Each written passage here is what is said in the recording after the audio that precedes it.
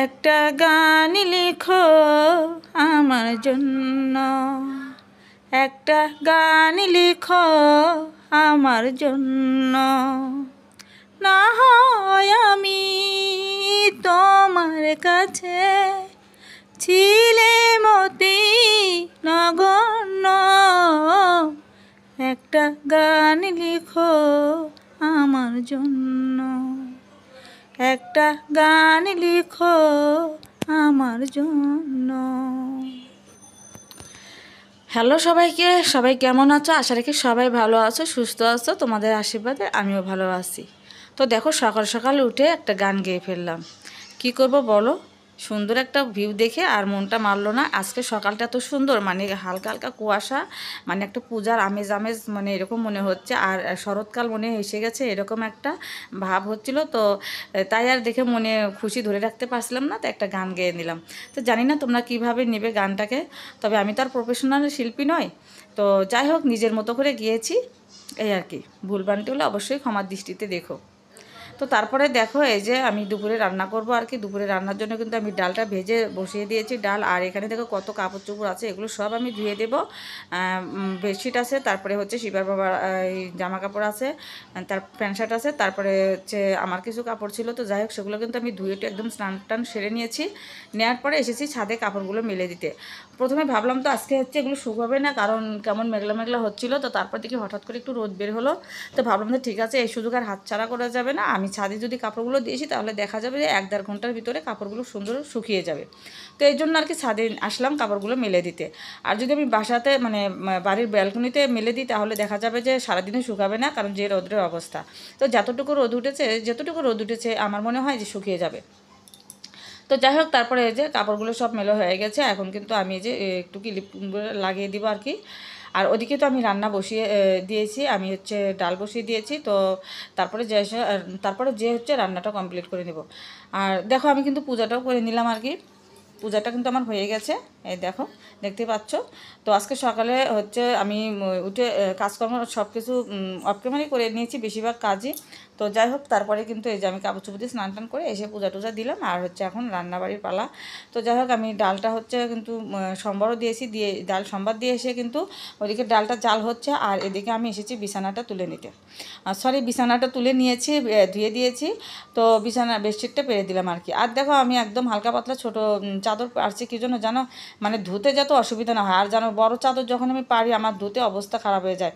এই জন্য আমি এই যে একটু হালকা পাতলা ছোটো চাদর পেরে দিই, মানে ধোয়ার সময় আর কি ভালো লাগে।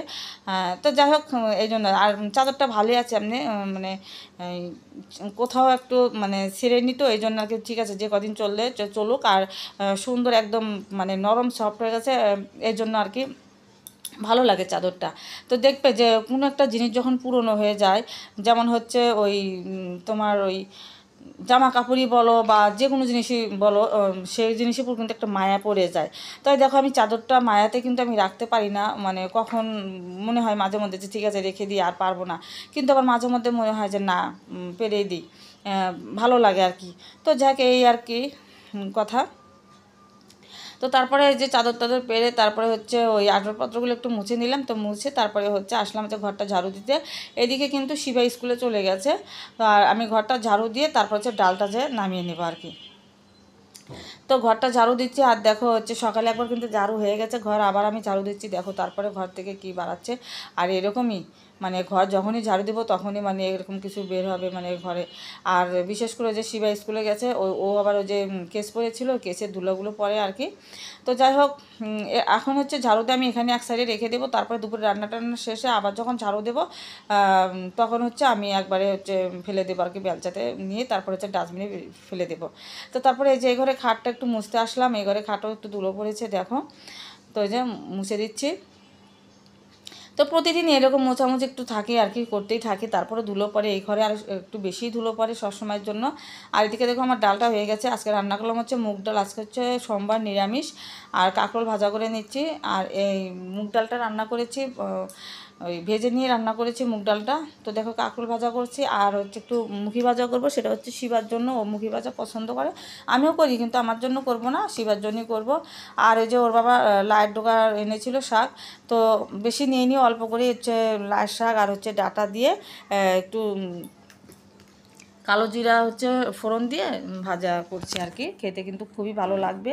আর ভালো লাগবে বলতে আসলে ভালো মানে হয়েছিল, খুবই ভালো হয়েছিল আর কি শাকটা খেতে। তো যাই হোক, আর যে ভীম সাবানটা শেষ হয়ে গেছিলো থালা বাসন ধোয়ার, তো ভীম সাবানটা যে আবার ওর বাবাকে বলেছিলাম আনতে, এনেছে। আর পরে যে দেখো রেখে দিলাম। এদিকে হচ্ছে ভাতের জল বসাবো, এর জন্য হচ্ছে পাতিলে জল নিয়ে নিচ্ছি, তো নিয়ে রেখে দেবো আর কি।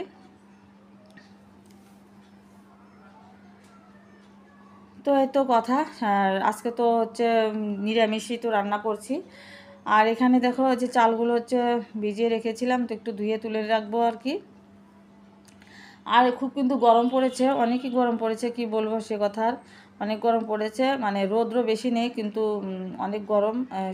দুটো ফ্যান চালিয়ে দিয়েছি, একটা হচ্ছে অ্যাডজাস্ট ফ্যান ছেড়ে দিয়েছি, আবার হচ্ছে সিলিং ফ্যান দিয়ে তারপরে কিন্তু আমি রান্নাটা করছিলাম আর কি। আর এখানে দেখো এই যে ভাজাটা হয়ে গেছে সুন্দর, এই যে। আর একটু তেলটা একটু বেশি দিয়েছি, কারণ হচ্ছে মানে একটু তেলটা বেশি দিলে কিন্তু খেতে ভালো লাগে একদম। আর তেলটা যদি কম হয় শাকে, দেখবে যে শাক খেতে ভালো লাগে না একদম, মানে কেমন ছোগলা ছোগলা।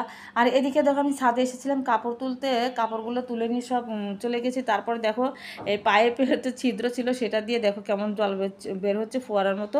তো আমি ভাবলাম যে একটু ভিডিও করে নিই, তো দেখো কী সুন্দর করে বের হচ্ছে। আর দেখো জলগুলো এইখান থেকে ঘুরে যাচ্ছিলো, এই যে দেখো।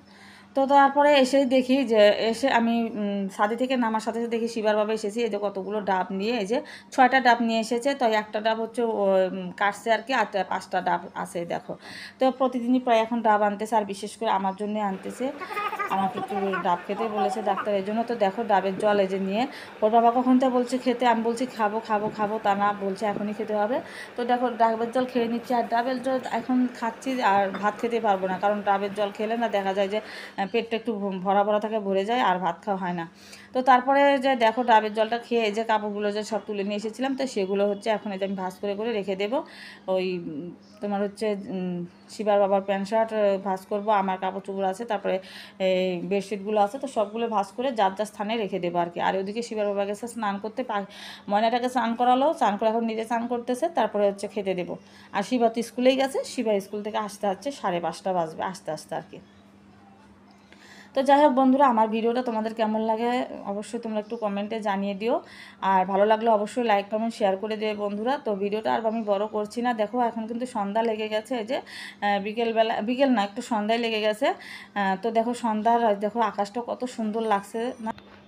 আর এই যে শরৎকালের সন্ধ্যার আকাশটা কিন্তু দেখতে খুবই ভালো লাগে, একদম রক্তিম হয়ে থাকে।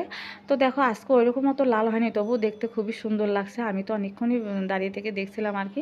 আর ভাবলাম যে তোমাদের সাথে একটু শেয়ার করে নিই, তাই আর কি তোমাদের সাথে একটু শেয়ার করে নিলাম বন্ধুরা। ভালো লাগলে কিন্তু অবশ্যই তো কমেন্ট করে জানিও। তো ঠিক আছে, কালকে দেখা হচ্ছে নতুন একটা সুন্দর ভিডিওর সাথে। সবাই ভালো থেকো, সুস্থ থেকো, সবাইকে জানাই টাটা।